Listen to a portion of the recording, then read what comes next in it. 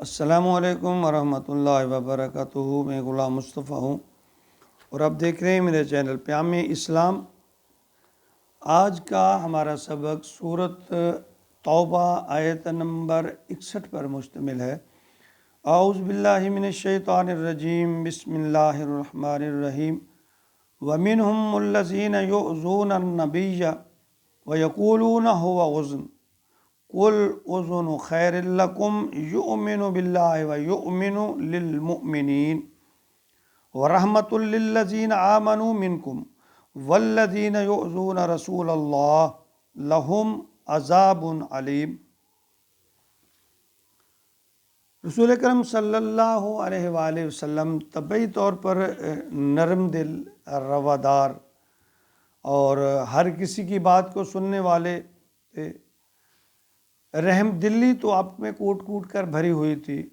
تو ایسے میں کچھ منافق ان کی عادات، وہ آپ کی اس کمزوری کو سمجھنے لگے، تو وہ آپ کو کان کے کچے، یعنی نعوذ باللہ، یعنی جو جھوٹے بہانے بنا بنو کر وہ لوگ آپ کی ہمدردی جو حاصل کر لیتے، تو وہ آپ کو کان کے کچے کہنے لگے۔ تو اس سلسلہ میں اللہ تعالیٰ نے وضاحت فرمائی ہے کہ میرے محبوب جو ہیں وہ اعلیٰ ظرفی کی وجہ سے تمہارے اوپر نرمی کرتے ہیں اور تم اس کو ان کی کمزوری سمجھتے ہو۔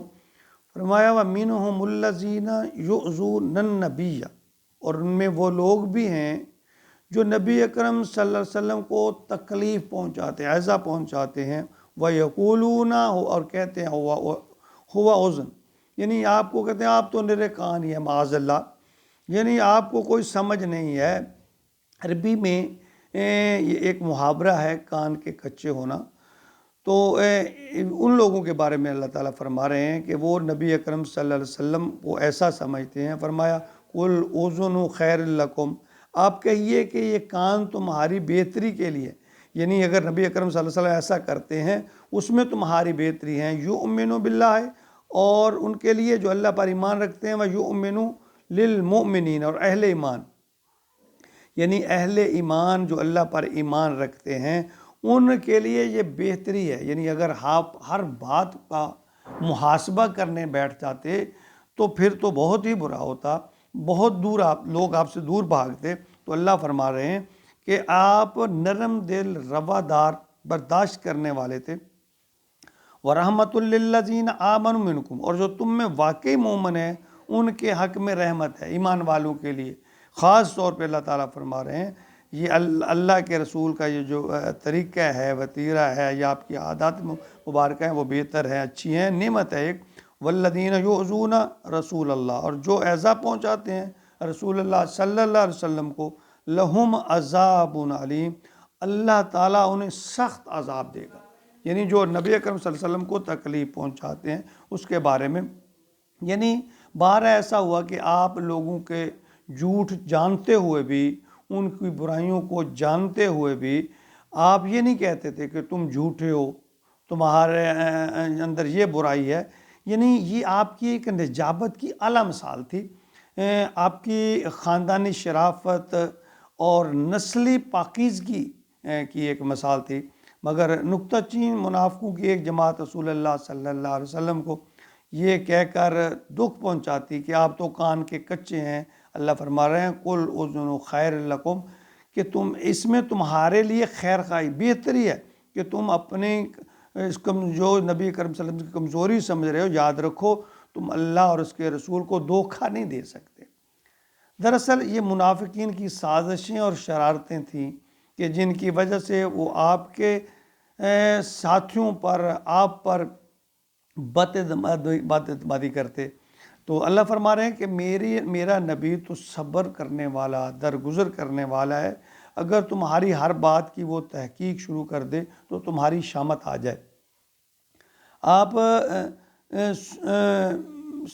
سنتے سب کی تھے مگر اعتماد صرف متقی لوگوں پر فرماتے تھے۔ نبی کریم صلی اللہ علیہ وسلم جاننے کے باوجود کسی کا راز نہیں کھولتے تھے، یعنی آپ اصلاح کا موقع انہیں گویا دیتے تھے، پول نہیں کھولتے تھے کہ جس طرح آج ہمارے ہاں، تو یہ ایک خامی یا برائی کو مصلحتاً نظر انداز کرنا تو ایک اصلاح کا موقع دینے کا ایک طریقہ ہے جو نبی پاک صلی اللہ علیہ وسلم کی سنت ہے۔ ہم تو دوسروں کی خامیاں اور کمیاں ڈھونڈ ڈھونڈ کر نکالتے ہیں، گویا کہ ہمارے اندر تو کوئی خامی ہے ہی نہیں اور دوسروں کے اندر کوئی اچھائی ہے ہی نہیں، تو دوسروں کا بھرم رکھنا چاہیے۔ اللہ تعالیٰ اس کا بھرم رکھتا ہے جو دوسروں کا بھرم رکھتا ہے، یعنی اللہ بھی قیامت کے دن ان لوگوں کا بھرم رکھیں گے جو دوسروں کا بھرم رکھتے ہیں۔ کسی کی پردہ پوشی کرنا بہت اچھی بات ہے، اور یہ جو عیب نکالنا کسی کے ڈھونڈ ڈھونڈ کے، اس سے کو اللہ تعالیٰ کے نبی نے بھی ناپسند فرمایا، اور اللہ تعالیٰ اس آیت میں بڑے واضح طور پر فرما رہے ہیں کہ اگر اللہ کے نبی تمہاری برائیاں دیکھتے ہوئے، تمہاری خامیاں دیکھتے ہوئے تمہارا محاسبہ شروع کر دیں تو تم تو ایک قدم بھی نہ چل سکو۔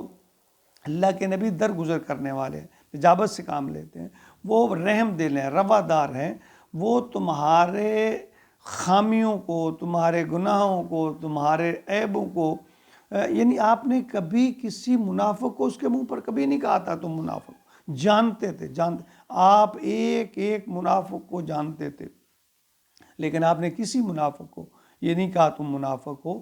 یعنی یہ آپ کی ایک رواداری تھی اور ایک اچھا طریقہ ہے کسی کا بھرم رکھنا، کیونکہ اس دنیا میں کوئی بھی انسان ایسا نہیں ہے کہ اس میں کوئی خامی نہ ہو، اس میں کوئی غلطی نہ ہو، وہ بالکل کامل اکمل ہو، غلطی سے پاک ہو۔ ہر انسان میں خامیاں ہیں، تو جب ہر کسی میں کوئی خامی ہے، کسی میں کوئی خامی ہے، تو اگر ہم کسی کی خامیوں کو ہائی لائٹ کریں گے، دوسروں کے سامنے پیش کریں گے، تو لوگ ہماری خامیاں بھی نکالیں گے۔ جب ہم، یہ ایک فطری اصول ہے، جب ہم کسی کی پردہ پوشی کریں گے تو لوگ بھی ہماری پردہ پوشی کریں گے، اللہ کی ذات بھی ہماری پردہ پوشی کرے گی۔ یہ ایک بھرم ہی تو ہے اللہ کی ذات میں، تو اللہ کے سامنے تو ہم سب ننگے ہیں، ہمارے سارے اعمال اللہ کے سامنے، اللہ دیکھ رہے ہیں۔ اللہ نے ہماری کتنی پردہ پوشی کر رکھی ہے کہ اگر اللہ ہمارے سب عیبوں کو لوگوں کے سامنے ظاہر کر دے تو ہماری کیا وقت رہ جائے۔ تو یہی نبی پاک صلی اللہ علیہ وسلم کے دل میں خیر تھی، رحم دلی تھی، رواداری تھی، تو اس وقت کے منافق لوگ نبی پاک صلی اللہ علیہ وسلم کی یہ کمزوری سمجھتے تھے، تو اللہ نے اس کو بڑی وضاحت کے ساتھ بیان فرما دیا کہ اس میں تمہاری ہی بہتری ہے، تمہاری خیر خواہی کے لیے نبی پاک صلی اللہ علیہ وسلم ایسا فرماتے ہیں، ورنہ یہ بات نہیں ہے کہ وہ انہیں تمہاری کرتوتوں کو نہیں پتہ۔ اللہ تعالیٰ ہمیں بھی دوسروں کی پردہ پوشی کرنے کی توفیق عطا فرمائے، آمین۔